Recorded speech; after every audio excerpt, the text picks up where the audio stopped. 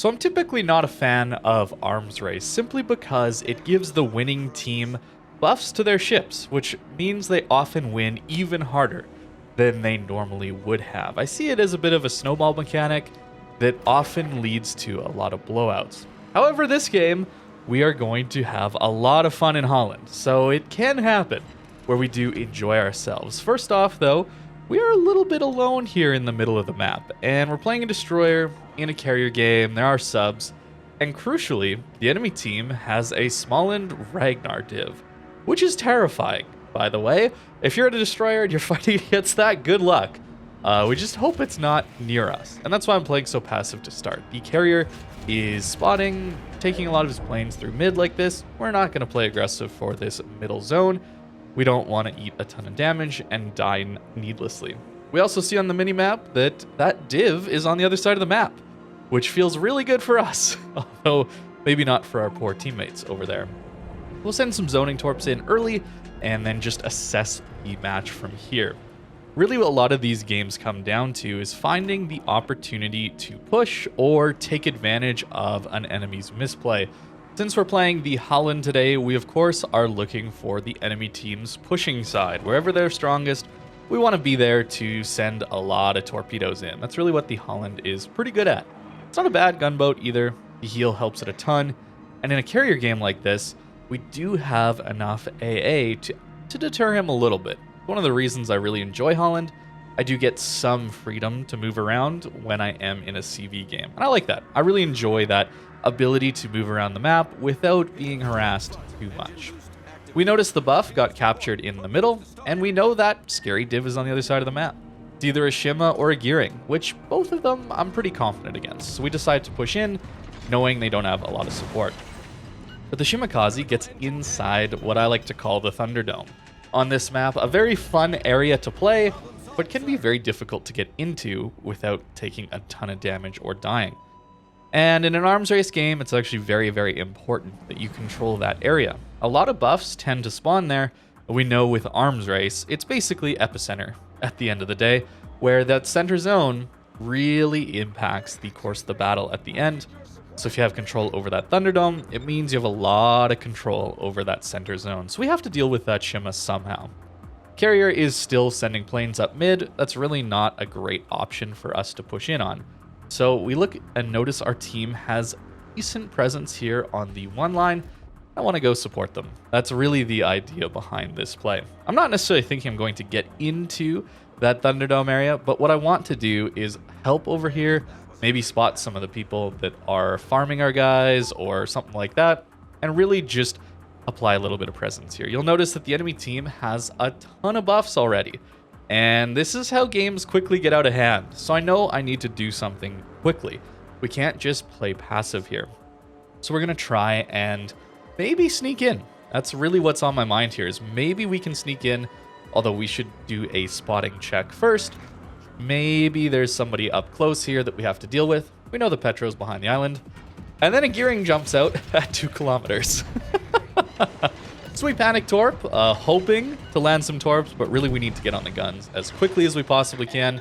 And it can sometimes be a misplay to focus too much on torps in these closer range scenarios. So I really want to focus on the gunpowder. However, the torps do manage to land, which is pretty nice for us. And the Gearing, well, low is actually going to get outside of our detection here soon, simply because we have to run away. The Shimakaze is doing a great job of helping. This Shimakaze knows how to use his guns, which makes it all the more terrifying. And then we get an incredibly lucky fire. Just as that Gearing's about to disengage, we light a fire, which is pretty bad for him, unlucky, but certainly helps us out. That scouting run certainly paid off. We even managed to get another hit on that Montana. And now, because I know that Shimakaze is the only thing in that Thunderdome area, the enemy team is pretty far back from supporting him. This Petro, while close and is able to radar this side of the map very well, he actually isn't guarding the entrance to this area. I'm going to try and sneak in and deal with this Shimakaze. It's going to be difficult though. At point blank range, those Shima Torps will one-shot me. But this is what I'm looking for. I'm often looking at what the enemy team has on their side and gauging whether I can take 1v1s against certain ships. As a destroyer player, you should always be looking for this. Can you win a gunfight with their destroyers? Do they have radar? If they do, maybe don't play as aggressive early on until you know where those radars are and if they will impact your fight. Now that we know where the radars are, and we know that we can take this destroyer, we're gonna go for it.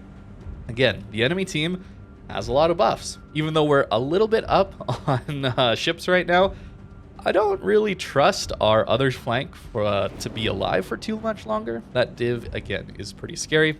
So we want to do something quickly here. And a Shimakaze at point blank range. We're getting into a lot of DD brawls here. These knife fights are a ton of fun, honestly. They don't happen all that often anymore, but they're very, very enjoyable. So we managed to dodge the 2 sets of torps he sent out. Remember that the Shimakaze has 3, so we might have to worry about that in the future. And our torps actually managed to get the Montana. A decent job there to help us get into the cap. Those Montana salvos certainly could have made it a lot more difficult for us here. Petro with the Hydro does make things difficult, but I'm watching where the smoke is going. And I kind of see that it's bending towards the left, which means we got to dodge torps from the left. I was kind of looking at that. That's a great way to gauge where an enemy destroyer is going if they've popped their smoke to disengage. All the torps have been dodged now, and we pretty much just win the engagement now. That's kind of how it goes. So we do manage to prevail here on this flank, and we've done a decent job of making up for the lack of buffs our team has. You notice that we have some pretty passive players so far on our team, and if we just sat at the back and didn't really try something, I think this game would have gone downhill very, very quickly. Sometimes you do have to take risks, and it's not always going to work out. That is most prevalent in ranked, I would say, in those smaller game modes. You have a lot more control over the outcome of the match. But even here, in random battles, in arms race, there are ways to help force your team to a win, when otherwise, if you just played passive, maybe things wouldn't have gone so well. We do have to watch out, though. The Petro is now on his way in, and that's pretty terrifying, considering his radar is probably nearly back up. Nakamov is coming in for a drop on us, which, fair enough, we did get spotted a little bit earlier. It's a little unfortunate that he does manage to get a good hit on us. And the Ragnar is coming back. Very important we don't take this engagement here. We got to run away as much as we can. So we'll drop some torps, potentially where he's going. And then we know he's pushing in for radar. That's really what it comes down to. 7.5 kilometer radar. We have to get away from this. My hope was that he had popped it a little early, and maybe that way we could get out of the radar, or it would run out. Sure enough, we do manage to get away. And with our carrier coming in, the Ragnar is a little bit scared off. Right into the path of our torpedoes. Sometimes it is the right call to launch torpedoes. I don't want to deal with a Ragnar at range in this ship.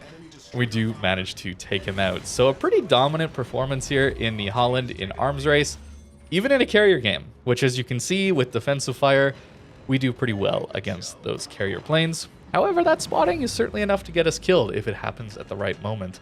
We certainly could have died to that Ragnar. Don't want to downplay that at all. That was very, very close. But that is enough to pretty much finish off this game. Only 75k, but very impactful 75k. We helped to get 3 of the enemy DDs killed, which, as we know, destroyers tend to win games. So it's very important we win a lot of those engagements. Even got ourselves a Dev Strike and that Dreadnought, of course. Healing is a key factor for Halland performing so well. It doesn't have a ton of HP or gun power, but that healing helps it to stay in a lot of these games where other ships like Gearing, similar gun power, arguably better or slightly worse torps, doesn't have healing.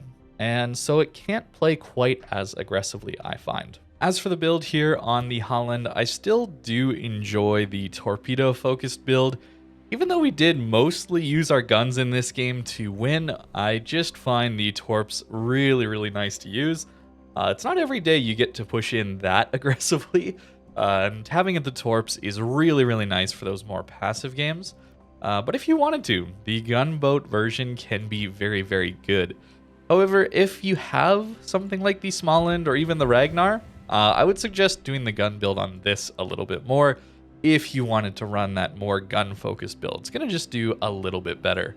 But either way, Halland is an excellent tier 10 DD, and I pretty much always have a good time in it.